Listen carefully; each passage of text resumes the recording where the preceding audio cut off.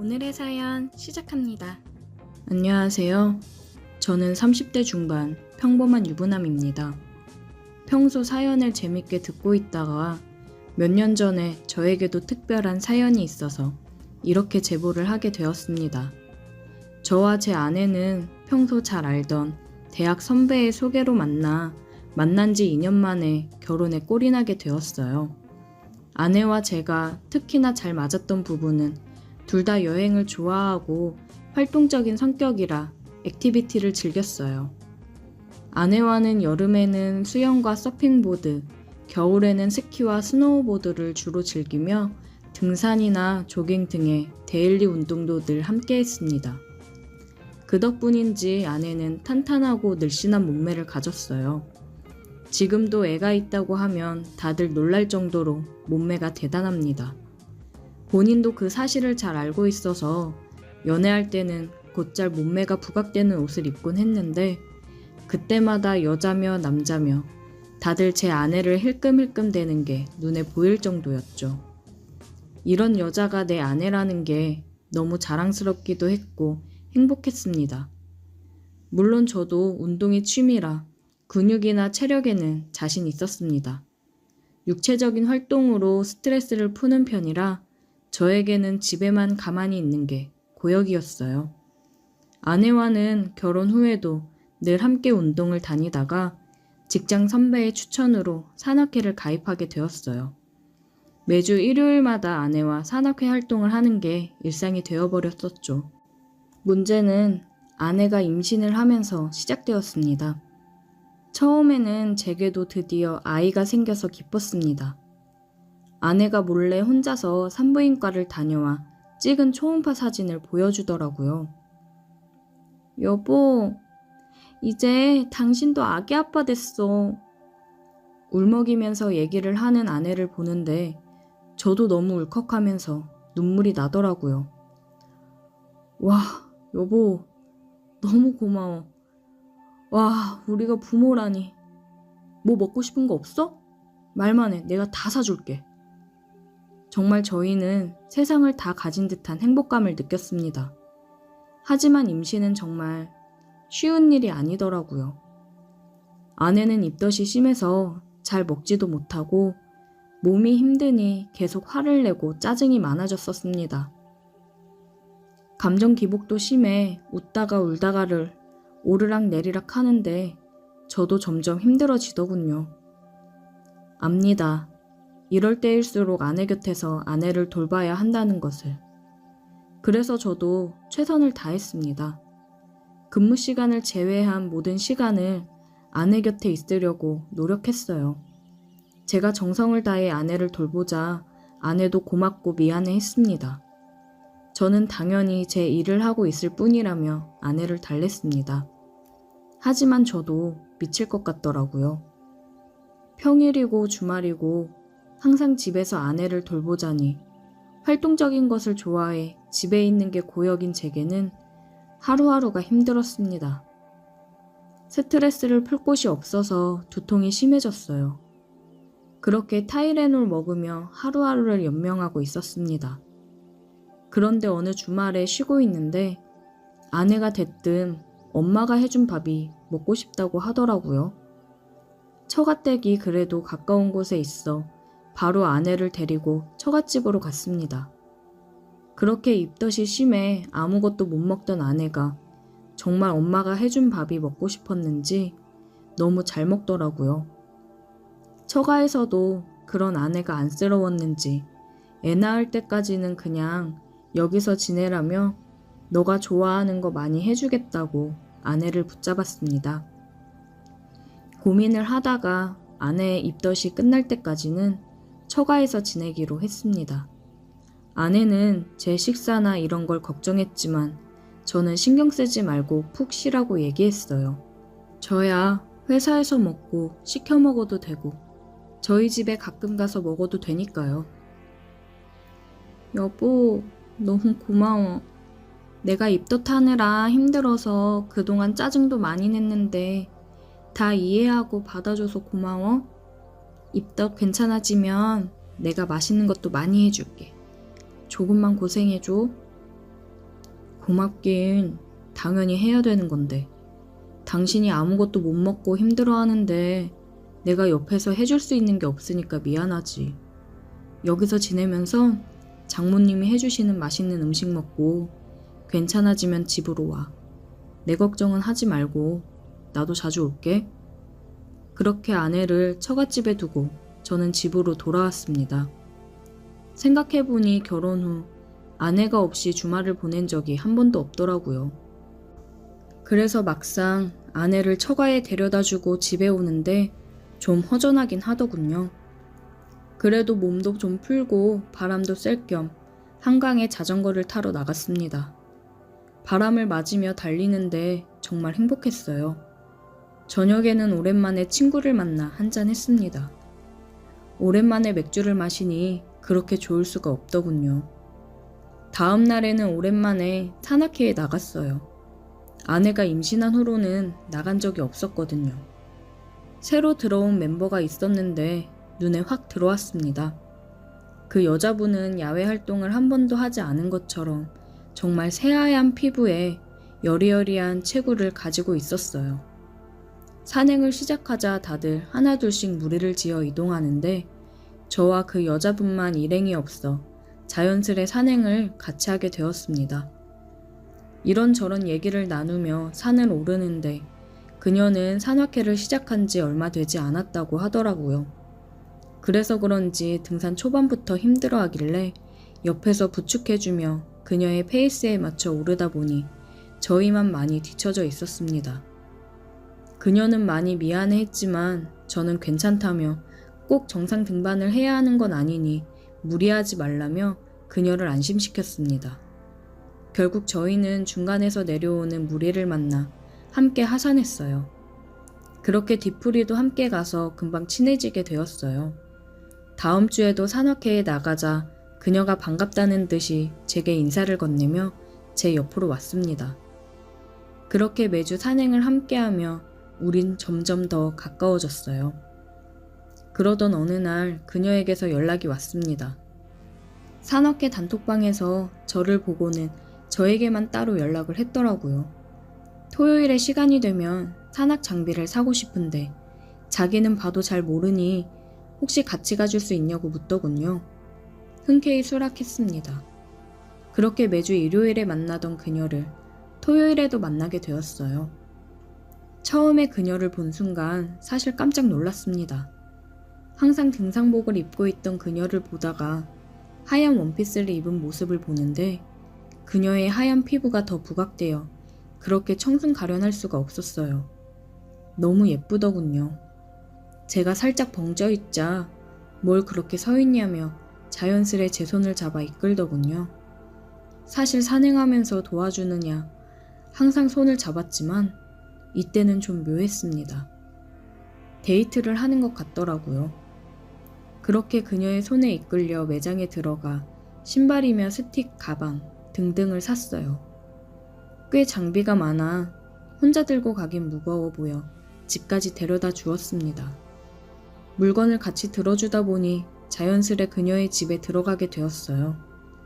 혼자 사는 집 치고는 꽤 넓더라고요.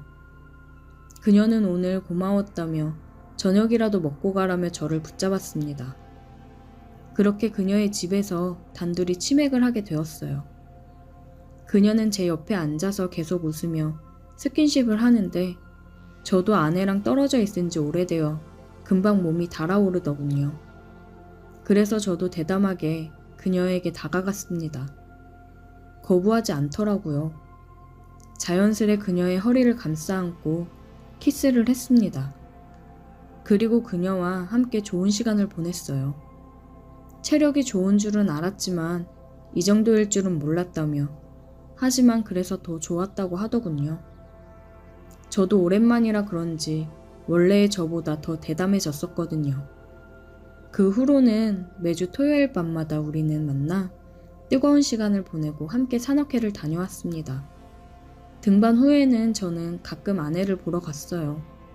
아내에게 살짝 미안한 마음이 들어 그만큼 아내에게도 헌신했습니다. 산악회에서 그녀를 만난 후에는 쌓이는 게 없이 모든 것을 내보낼 수 있어서 정말 개운했습니다. 한 번은 천천히 산행을 하면서 일부러 일행들과 뒤처져 인적이 드문 곳으로 가서 좋은 시간을 보내고는 했습니다. 짜릿하게 그녀와의 만남을 지속하다가 아내의 출산 예정일이 임박해 오면서 산악회에 소홀해졌습니다. 아이를 낳고 나서는 말할 것도 없이 거의 나가지 못하게 되었고요. 그렇게 자연스럽게 그녀와는 멀어졌습니다. 지금 저희 부부는 아이를 돌보느냐 정신이 없어요. 그치만 산악회에서 만난 그녀가 종종 생각이 나더라고요. 그녀가 아직도 산악회를 다니는지는 모르겠지만 아이가 좀 더 크면 산악회를 다시 나가 그녀를 만나고 싶긴 하네요. 그냥 아직도 산악회를 나오는지 잘 지내는지 궁금하더라고요. 지금 제 아이는 너무나도 사랑스럽지만 빨리 커서 아내와 단둘이 주말마다 산행이든 뭐든 다니고 싶어요. 함께 했던 모든 액티비티들이 그립습니다. 근데 사실 아이를 키우는 게 그 어떤 운동보다 체력 소모가 큰 것 같긴 합니다. 늘 피곤하네요. 체력만큼은 자신 있었는데 저도 나이를 먹어서 그런 건가요? 그냥 요즘 따라 그녀가 자주 생각이 나서 사연을 보내봤습니다. 나중에 기회가 되면 또 만났으면 좋겠어요. 오늘의 사연 여기까지입니다. 오늘도 들어주셔서 감사해요. 구독, 좋아요, 알림 설정 부탁드려요. 안녕하세요. 정말 너무 어이없는 상황에 화가 나지만 여기에 글을 남겨서 여러분들의 의견을 들어보고 싶어 이렇게 적어볼게요. 저는 결혼 3년 차입니다. 시부모님 2분과 장남인 남편, 남동생 이렇게 있고요. 서방님은 결혼 5년 차입니다. 이제 29살이고 동서는 동갑이고요. 조금 일찍 결혼했죠. 서방님을 그냥 시동생이라 칭할게요. 저희는 맞벌이, 동서네는 외벌이고요. 결혼 전 상견례 후 시댁에 인사드릴 겸 방문했을 때 동서를 처음 보고 사람 참 곱다고 생각했습니다. 그냥 보고만 있어도 기분 좋아지게 만드는 그런 사람이었습니다. 조곤조곤 말하고 조용하고 웃는 상인데 순한 인상에 말하는 거 보면 듣기가 참 좋았습니다. 그렇게 그날 인사를 하고 저녁에 밖에서 남편과 시동생 부부와 함께 간단하게 술 한잔 했는데 동서가 술이 좀 들어가니 방긋방긋 웃으면서 형님 생겨서 아주 좋다더군요. 자기는 친정에도 자매가 없어서 더 좋다고 잘 지냈으면 좋겠다며 제 손을 꼭 잡더라고요. 바로 형님 하면서요. 저 역시 친근하게 다가오는 동서가 좋았고 어색한 시댁 식구에 적응하기 쉽게 먼저 다가와 주니 정말 고맙게 느껴졌습니다. 신혼여행 때도 동서 선물은 굉장히 신경 써서 고를 정도로 저에게 좋은 사람으로 각인되어 있는 동서였습니다. 결혼하고 나서부터 일주일에 1~2번씩 연락하면서 수다 떨고 주말에 부부끼리 만나서 술도 한 잔씩 하고요. 두 집 다 아직 아이가 없어서 더 편하게 만날 수 있어서 정말 편하고 좋았습니다. 동서랑 둘이 영화도 보고 쇼핑도 하고 드라이브도 다녀오고 서로 생일에 케이크 사주고 축하해주고 굉장히 사이가 좋았습니다. 쇼핑 코드, 먹는 취향도 다 비슷해서 만나면 재밌고 친구처럼 지냅니다. 남편과 시동생은 둘이 결혼한 것 같다고 이야기할 정도로요. 이렇게 저랑 동서가 사이가 좋다 보니 형제지간도 더 자주 모이고 관계가 좋아지더라고요. 처음 명절 때 아무래도 첫 명절이라 신경 쓰여서 명절 연휴 첫날 아침 일찍 시댁에 갔는데 저는 시댁과 2시간 거리입니다. 동선에는 10분 거리에 살고요. 도착했을 때 10시가 조금 넘었나 그랬는데 동서가 이미 있더라고요. 일찍 올 거면 말하지 그랬냐고 같이 내려왔으면 좋았을 텐데 라고 반갑게 말을 했더니 말없이 그냥 웃더라고요. 그러면서 음식은 대충 다 되었고 국 정도만 남았길래 어머님이 해두셨냐고 물으니까 또 말이 없습니다. 그리고서 작년 추석 지나고 동서가 형님 혹시 시간 괜찮으시면 저랑 놀아달라고 해서 동서랑 속초 놀러 간 적이 있었는데 둘이 술 한잔 하다 보니 울며 묵혀두었던 이야기를 꺼내기 시작했습니다. 그 얘기는 정말 놀라웠어요. 가정 환경 이야기를 하게 되었는데 어릴 때 엄마 돌아가시고 아버지랑 오빠 남동생 책임지며 살았다고요. 초등학교 졸업하기 전부터 가족들 밥 해먹이며 살았대요. 그러다 지금 시동생을 대학교 졸업반에서 만나서 연애를 시작했는데 일하면서 경력이 쌓일 때쯤 덜컥 임신이 되었답니다. 부랴부랴 양가 허락받고 급하게 결혼을 했는데 동서는 사회 초년생이었고 시동생은 대학생이고 모아둔 것도 없어서 다 지원받아서 했대요. 시댁에서 해주고 친정에서 결혼식 혼수 다 해주고 동서 예물이라고 금반지 하나를 했는데 친정아버지가 아무래도 동서가 엄마가 안 계시다 보니 그런 점이 흠되면 안 된다고 예단 다 챙기셨다고 하더라고요. 그런데 이렇게 시집와서 죽고 싶을 때가 한두 번이 아니었답니다. 스트레스가 심했던 건지 유산이 2번이나 되었다더군요. 그럴 때마다 시어머니한테 하찮은 몸뚱아리로 우리 아들 발목 잡았다고 대체 아기도 못 낳냐고 그렇게 욕을 먹었대요. 그래도 자기가 잘하면 알아주실 거라 생각했고 친엄마 자리 채워줄 사람 어머님밖에 없다 생각해서 며느리로서 도리를 다 했다고 합니다.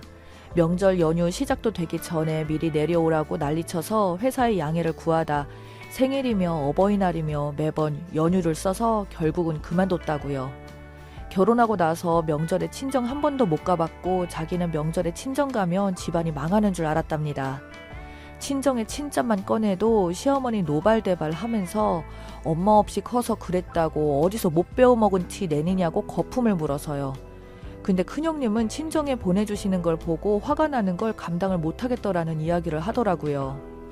그걸 왜 참고 살았느냐고 화를 냈더니 우리 아빠 저 시집 오기 전날 밤새 우시고 빨갛게 충혈된 눈으로 식장사진 찍으셨어요.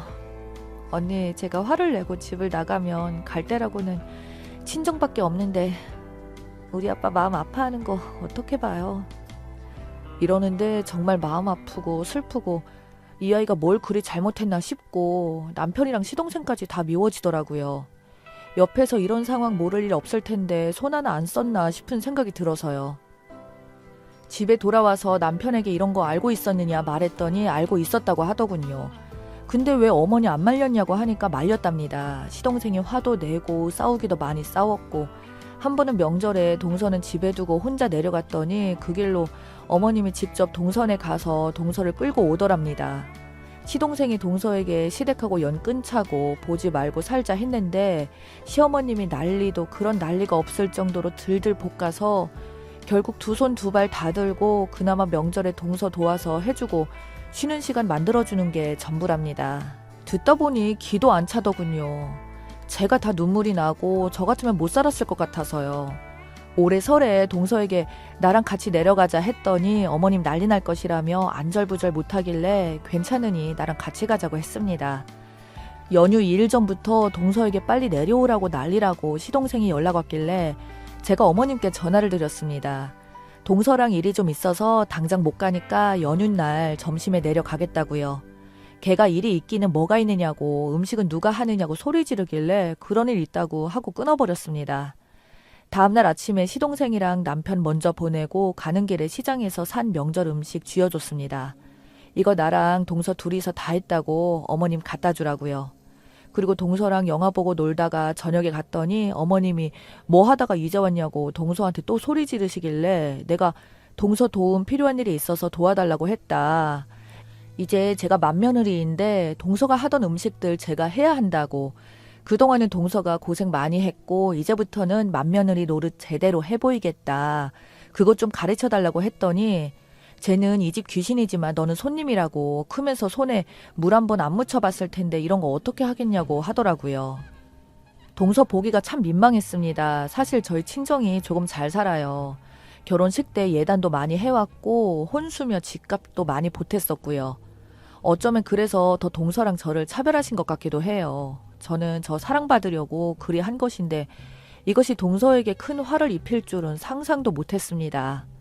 아무튼 대꾸도 안 하고 시동생한테 동서 음식하느라 피곤했을 테니 쉬게 해주라고 나물 몇 가지 정도는 내가 해도 금방이라고 그랬습니다. 시동생은 이미 입이 귀에 걸리면서 예 형수님 그럴게요 감사하다고 했고 동서는 어떻게 해야 할지 몰라서 불안해하고 그냥 방에 들어가 있으라고 밀어 넣었습니다. 더 말이 나오진 않았어요. 저희 어머님 저한테 그렇게 함부로 안 하시고 막말도 안 하시거든요. 뒤에서 무슨 말을 하고 다닌다 해도 내 귀에 안 들어오면 그만이고요. 나중에 어떠실런지는 모르겠지만 지금까지는 그래요. 그리고 나올 때 동서 데리고 같이 나왔습니다.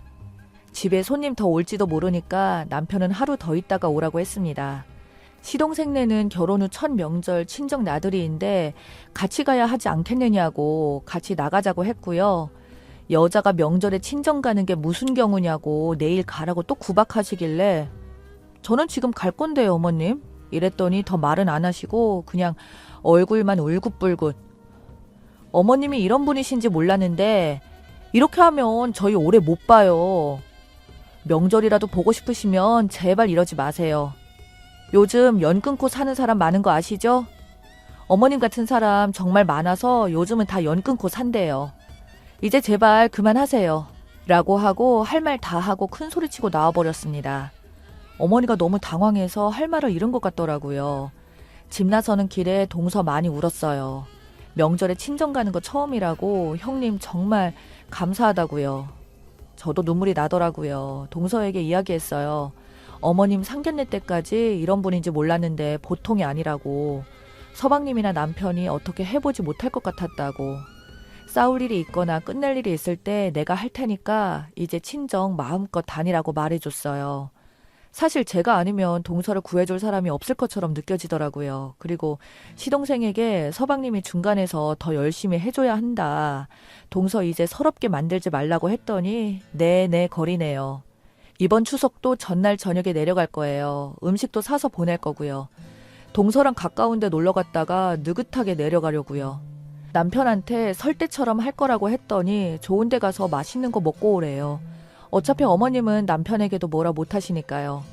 마음 같아서 아예 시어머님이 동서에게 갑질 못하게 하고 싶은데 지금 제 머리로 할 수 있는 제일 나은 방법은 이거예요. 저희 부부를 두려워하시는데 시동생네는 발 아래 두려고 하시거든요. 원래는 추석 연휴에 남편들만 보내고 동서랑 여행 가버릴까 생각했는데 동서가 말려서 그건 참았습니다. 또 모르죠. 어머님이 빈정 상하게 하시면 둘이 여행이라도 확 다녀와야죠. 좀 더 확실하게 시어머니 갑질을 끊을 방법이 필요해요. 제가 이렇게 중간에서 쳐내는 것도 한계가 있는 것 같고 시동생이 어떻게 해보려 해도 씨알도 안 먹히고요. 좋은 방법이 뭐 없을까요? 추가합니다. 일단 동서 일 다시 시작하는 거 어떠냐고 몇 번 운을 띄웠었는데 그만둔 지 오래되어서인지 아니면 자존감이 떨어지는 것인지 잘 모르겠지만 다시 일한다는 것에 막연함을 느끼는 것 같더라고요. 다시 한번 설득해보려는 중입니다. 저희 시어머니 정확히는 저보다 저희 친정을 무서워해요. 시어머니 예단 요구하던 거 다 해드리고 친정에서 큰 소리 쳤거든요. 집도 공동명의고요. 저희 아버지 말투가 경상도 남자라서 똑똑 끊어지는 것도 있지만 눈빛이 좀 사람 죽일 수도 있겠다 싶을 정도예요. 저도 시집 올 때부터 할 말 다 하는 며느리였고 아버지도 상견례 때부터 할 말 딱딱 다 하셔서 그런 것 같아요. 저에게는 동생도 하나 있어요. 올해 28살, 저랑 터울이 좀 있는 동생이죠. 저는 결혼 생각 없어서 천천히 시집 왔지만 동생은 했다가 돌아왔습니다. 시집살이 힘들어서 못 살겠다고 왔던 동생이에요. 어쩌면 동서 보면서 동생을 생각하고 있는지도 모르겠네요. 그래서 더 화가 나는 것인지도 모르겠어요. 시어머니 때문에 설레임으로 시작한 결혼이 파토가 나고 자존심이며 자존감이며 다 무너진 동생을 생각하면 너무 가슴이 아파요. 동서만이라도 그렇지 않기를 바라고요. 제가 이렇게 바로 할 수 있었던 이유 중 하나가 아마도 남편의 지원이 있기 때문이겠죠. 내가 너무 심한 건가 하고 물어봤더니 어차피 부모님 돌아가시면 남는 건 형제들이라고 짧게 대답하네요. 일단 명절에는 해방이 되어서 동서는 매번 친정에 가는 것이 당연시되었고 그 과정에서 시어머님의 보복이 좀 있었습니다. 아무래도 거리가 가깝다 보니 동선의 집에 갑자기 들이닥쳐서 반찬이나 집 청소 등으로 트집을 잡으시기도 하고 시어머님의 손님 가득 불러놓고 빨리 오라고 해서 설거지를 시키기도 하고 저희들이 보지 않는 범위 내에서 교묘하게 괴롭히셨나 봐요. 동서 성격상 구구절절 이야기하는 것도 아니고 몇 번을 물어서 알아낸 상황이고요. 어머님의 횡포가 점점 심해져서 결국에는 저희 집 근처로 이사를 했습니다. 시동생 직장이 저희 집에서 더 가까워요. 그래서 명분도 있고 이제는 시어머니랑 동서랑 거리가 있다 보니 다 같이 모일 때 빼고는 크게 스트레스 받을 일이 없다고 하네요. 동서한테 제가 교육을 단단히 시켜서 전화도 잘 안 받고요. 마치 시모와 연 끄는 것처럼 행동하라고, 꼭 필요한 일이 아니면 전화도 받지 말라고, 그리고 직장을 보냈습니다. 계약직 얘기는 한데 급여가 나쁘진 않고, 어머님이 안 그래도 맨날 집에서 뭐 하냐고 타박하시는데 이제는 그럴 구실도 없는 거죠. 요즘은 어머님이 포기하셨는지 전화도 안 하고 멀어서 찾아오지도 않는다며 너무 행복해 하더라고요. 동서 본인도 스스로 단단하게 변해야겠다고 마음먹은 것 같더라고요. 이 글을 읽으신 모든 분들 가정에 행복이 가득하시길 바랄게요.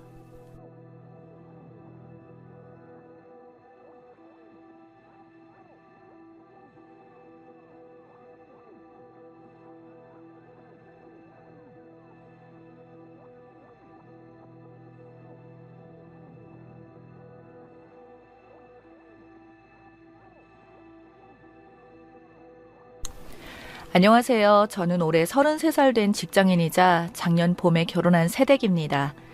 제가 이렇게 사연을 보내게 된 것은 다름 아닌 저희 시어머니 때문입니다. 흔한 고부 갈등이라 생각하실 수 있겠지만 저는 지금 매일이 충격 그 자체거든요. 여러분들이나 여러분들의 주위에도 이런 케이스를 보신 적이 있는지, 있다면 제가 어떻게 이 상황을 해결해 나가면 좋을지 조언을 구하고 싶어서 이렇게 이야기를 적어봅니다. 저와 남편은 연애 기간이 꽤 길었어요. 첫 만남부터 연애까지는 한 달이 채 걸리지 않았고, 연애 시작부터 결혼까지는 5년이라는 청춘이 가득 담겨 있었죠. 강산이 변할 정도로 긴 시간 동안 저희는 큰 싸움 없이 항상 서로를 보듬어주면서 예쁘게 만났던 커플이었어요. 그리고 연애 기간이 길었던 만큼 3년 차부터는 서로의 부모님과도 자리를 종종 가졌었는데, 저는 그 식사 자리가 전혀 부담스럽지 않고 오히려 기다려질 만큼 설레었어요. 불편할 수밖에 없는 자리인데 왜 그랬냐고요? 당시 남편의 부모님이 너무나도 좋은 분들이었거든요. 첫 만남 때부터 시부모님은 정말 남달랐어요. 특히 어머님이요. 안녕하세요, 어머님. 오빠 여자친구 은영이에요. 아이고야, 네가 은영이구나. 이제 고작 인사 한마디 나눴는데도 벌써 네가 아깝다며 첫인사를 나누자마자 저를 빵 터트리셨어요. 제가 좋아하는 농담만 쏙쏙 골라 하시고 은근슬쩍 저를 띄워주시는 센스까지 겸비하고 계시더라고요. 정말 인간적으로 닮고 싶은 성격을 가지셨다는 생각이 들었으니까요. 저는 정말 예의나 가식이 아닌 진심으로 배를 잡고 있기에 바빴을 정도로 그 자리가 즐거웠어요. 그러다 보니 연애 시절에도 줄곧 자주 찾아뵙고 같이 여행을 가기도 했고, 가끔은 오빠 부모님 댁에도 잠도 자고 오고 그랬어요. 정말이지 친딸보다도 더 딸처럼 지내왔던 거죠. 물론 당시 남편에 대한 사랑과 믿음도 정말 컸지만 무엇보다도 그의 가족들까지 이렇게 마음에 든다는 게 제겐 정말 큰 부분이었어요. 연애는 단 둘만의 이야기일 수도 있어도 결혼을 하고 나면 서로의 가족들이 개입되어 별의별 문제가 다 생긴다고들 하잖아요. 저는 그런 점이 솔직히 많이 걱정되고 무서웠던 편이었는데, 이렇게 좋으신 분들이 시댁 식구가 될 거라고 생각하니 정말 걱정이 하나도 되지 않더군요. 그래서 더욱 기쁜 마음으로 지금의 남편과 결혼을 준비하게 되었어요. 많은 분들의 축복 속에 결혼식을 올리고 달콤한 신혼생활도 잠시, 일주일 후에 그만 아버님께서 급성 심근경색으로 돌아가시게 되었어요. 주변 분들은 좋은 일이 있고 나서 이게 무슨 날벼락이냐며 무척 당황했죠. 아버님의 갑작스러운 죽음으로 어머님은 우울증에 시달렸어요. 급기야 정신과에서 상담도 받으시고 수면제 없이는 잠도 제대로 못 주무셨어요. 이렇게 힘들어하시는 어머님을 위해 저와 남편이 신경을 많이 썼어요. 매일같이 전화로 안부를 묻는 건 기본이고, 주말이면 기분 전환 하시라고 가까운 공원에서 산책도 하고 맛집을 검색해 맛있는 음식도 사드렸죠. 이렇게 하루하루 시간이 지나면서 어머님의 우울증도 많이 좋아지고 있는 게 보였어요. 그리고 저희 부부에게 찾아온 축복의 선물. 벌써 임신한 지 석 달이 다 되어 갑니다. 그런데 임신과 동시에 입덧이 너무 심해서 음식 냄새만 맡아도 역겨웠어요. 음식을 먹으면 모두 토했죠. 정말 내 몸 하나 건사하기 너무 힘들었어요.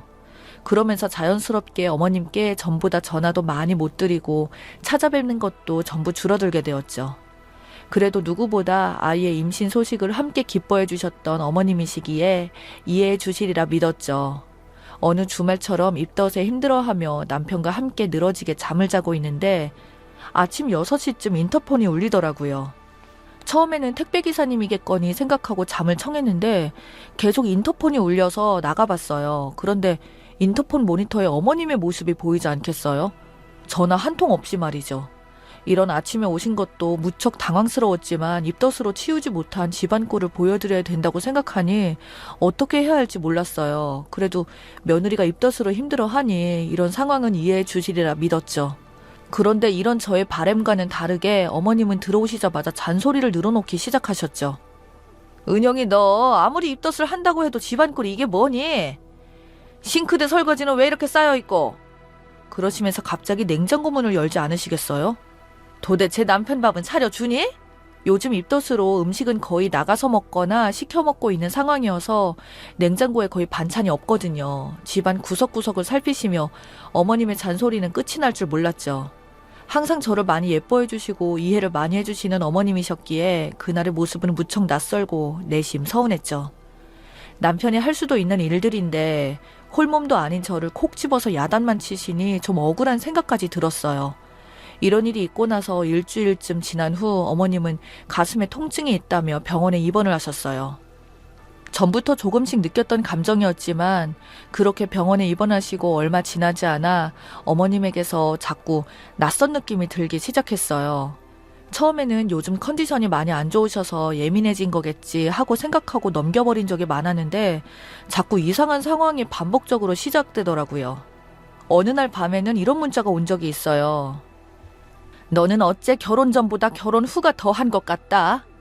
어머님에게 온 문자 한 통. 심지어 평일에 대뜸, 그것도 밤 12시를 넘긴 시간에 갑작스럽게 문자 와서 그런지 처음에는 아차 싶더군요. 평소에 이런 말 자체를 안 하시던 분인데 뭔가 많이 불편하신 건지 저는 그 문자를 받자마자 다음날 오전 반차를 쓰고 어머님을 뵈러 갔어요. 어머님, 저 보고 싶으셨구나. 은영이 왔어요. 힘든 입덧에도 잔뜩 애교를 부리며 찾아갔는데 어머님은 표정 하나 변하지 않으시더라고요. 뭔가 나한테 단단히 섭섭한 게 있으신가 보다라고 생각하던 찰나에 어머니가 창문 밖을 응시하면서 말씀하셨어요. 너 우리 집 돈 없다고 네 남편 무시하고 그러면 안 된다. 정말 황당했어요. 갑자기 그게 무슨 소리인지, 내가 언제 무시를 했다고 남편 이야기를 하는 건지, 게다가 저런 싸늘한 표정과 말투는 뭐지? 제가 놀라서 어버버거리는 사이에 황당하게도 어머니는 이만 나가보라고 하시더군요. 그런 모습에 적응이 안 된 저는 몇 마디 더 말을 붙여봤지만 됐고 오늘은 더 할 말 없으니 회사로 가봐라 라는 차가운 말만이 제게 들어왔어요. 황당했죠. 차가운 표정과 이해되지 않는 말을 듣고 저는 병원에서 나오자마자 남편에게 전화를 걸었어요. 어머니가 이러이러한 소리를 하시는데 갑자기 무슨 일이냐고, 혹시 어머니랑 뭐 얘기한 거라도 있냐고 물었죠. 그런데 남편이 한참을 머뭇거리더니 설명해 주더군요. 아, 내가 뭐 엄마한테 네 욕이라도 했겠어. 그런 건 절대 아니고 사실 우리 결혼하고 나서부터는 엄마 병원비가 내 월급에서 빠지고 있거든. 애초에 이런 식으로 말하려던 건 아니었는데 당신이 물어보니까 지금 말하게 되었네. 미안해. 이건 또 무슨 소리인가요? 물음표에 물음표가 줄줄이 이어지는 기분이었습니다. 하지만 저는 애초에 궁금했던 어머니의 이야기부터 다시 재차 물었죠. 뭐? 병원비? 일단 그건 그렇고 어머니 반응이 대체 왜 그런 거야? 아, 그건 사실 우리가 요새 대출 때문에 소비도 많이 줄이고 있고 형편이 여유롭지 않잖아. 그래서 며칠 전에 엄마한테 내가 전화해서 이제 병원비 전체 말고 반 정도만 도와도 괜찮겠냐고 물었거든. 근데 그걸 엄마는 네가 중간에서 뭐라 했다고 혼자 생각했나 봐. 그럼 지금 어머니는 내가 중간에서 병원비 그만 붙이라고 오빠에게 말해서 오빠가 시댁에 전화했다고 생각하시는 거야? 오빠 이러려고 월급 관리 따로 하자고 한 거야? 정말 딸처럼 여기실 때는 언제고. 이렇게 트러블이 생기는 중간 과정 다 생략하고 저부터 오해하시는 어머님도 정말 황당했지만 저에게 상의 없이 월급의 절반 이상을 시댁의 병원비로 쓰고 있었던 남편은 더 어이가 없었습니다. 정말 가족처럼 지냈던 우리라고 생각했는데 왜 이런 부분에서는 단 한마디 상의도 없었던 건지 서운함을 넘어 좀 울컥하더라고요. 남편은 나머지는 집에 가서 얼굴 보고 얘기하자며 서둘러 전화를 끊었어요. 그리고 회사로 복귀하기 전까지 혼자 곰곰이 생각에 빠졌죠. 생각을 하면 할수록 어머님이 저를 오해하는 부분은 빨리 해결을 하고 싶더라고요. 그래서 회사로 가는 길에 어머님께 전화를 걸었어요. 어머니, 저 방금 오빠랑 통화했어요. 아까는 어머니가 무슨 말씀 하시는 건지 몰랐는데 오빠 말 듣고 보니까 어머니가 저를 오해하실 만했네요. 그런데 어머니, 저는 오빠가 어머니한테 병원비 드리고 있었던 것도 전혀 몰랐어요. 그러니까 병원비 반으로 줄이자고 얘기한 것도 당연히 제가 아니죠. 오해 풀어주실 거죠? 최대한 제 감정은 배제하고 떨리는 목소리로 어머님께 천천히 설명했어요. 그런데 어머님 반응은 정말 상상 초월이었습니다. 은영아, 너는 그럼 지금까지 내 병원비에 1원도 안 보탰다는 거니? 그럼 지금까지 병원비가 다 우리 아들 월급에서 나왔다는 거야, 뭐야?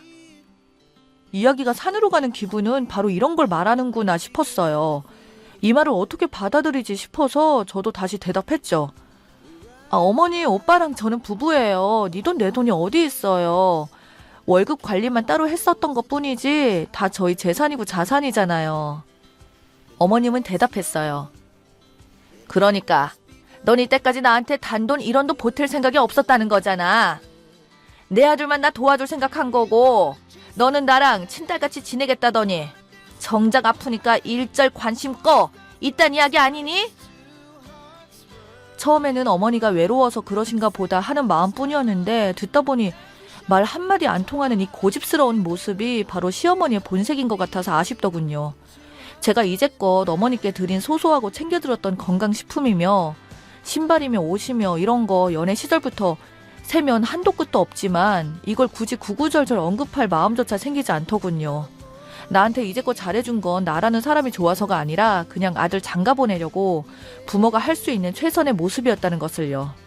역시 너무나 잘 알겠더라고요. 그래서 저는 끊겠습니다. 말 한마디만 하고 끊어버렸어요. 그러고는 그날 집에 와서 남편에게 쏟아부었죠. 저녁 밥상에서 서로 수저 한 숟가락 뜨지 않은 상태로 썰전이 시작되었습니다.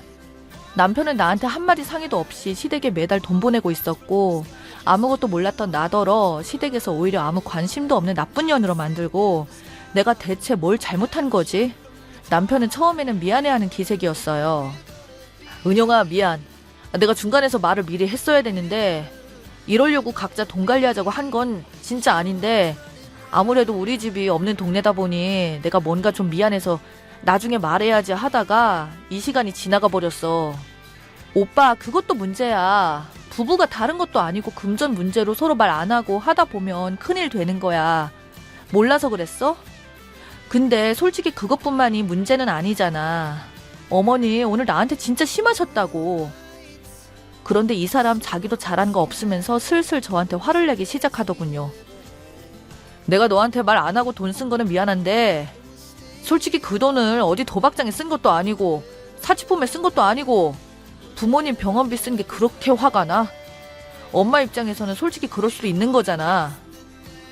이 인간 이 상황에서 엄마 편을 들어버리더라고요. 도대체 제가 뭘 잘못한 건가요? 아들이 엄마 돈 주고 병원비에만 꽂혀서 저를 나쁜 년으로 몰아세우는 게 정말 선수급이라는 생각이 들었어요. 정신 바짝 안 차리면 정말 돈 쓴 것 때문에 화내는 사람처럼 단정 지어버릴 것 같더라고요. 그래서 제가 다시 물었어요. 지금 자꾸 시어머니는 당신이 나보고 단순히 시댁에 병원비 주기 싫어서 화내는 사람처럼 말하는데 당신이 나한테 시댁에 병원비 돕고 싶다고 얘기라도 한 적 있어? 지금 당신은 숨긴 게 문제인 거고 어머니는 혼자서 나를 오해한 게 문제 아니야? 왜 자꾸 나만 속 좁은 사람으로 만들어버려? 정말 답답해서 고래고래 따지고 들었는데도 불구하고 남편의 반응은 정말이지 고구마 20개를 물 없이 삼킨 느낌이 들게 만들었어요. 너 어떻게 아픈 우리 엄마를 두고 이렇게 화를 내? 정말 실망이다. 이 말을 끝으로 문을 쾅 닫고 들어가 버린 남편. 저는 이미 모든 걸 다 설명했는데도 불구하고 저런 반응이 되돌아온다는 것은 더 이상 이해시키려고 더 노력할 가치도 없다는 것과 같다는 걸 느꼈어요. 바람을 피워서 폭력을 써서 도박을 해서 이혼을 하는 게 정말 이런 예상치도 못하는 순간에 모든 감정의 씨앗이 말라버리는 기분이 들더군요. 그 어떤 설명도 하지 않고 그 어떤 대화도 기다리지 않고 있어요. 물론 남편한테도 어머님께도 먼저 전화가 온다거나 대화를 걸어오지도 않고 있고요. 이렇게 말 그대로 저는 냉전 중에 있습니다. 저는 제가 먼저 사과할 일은 절대 없을 것 같거든요. 이 상황이 생각보다 오래 지속되면 이혼할 생각이 충분히 있는데 이런 제가 독한 건가요? 여러분들의 생각과 조언이 정말 절실히 필요합니다.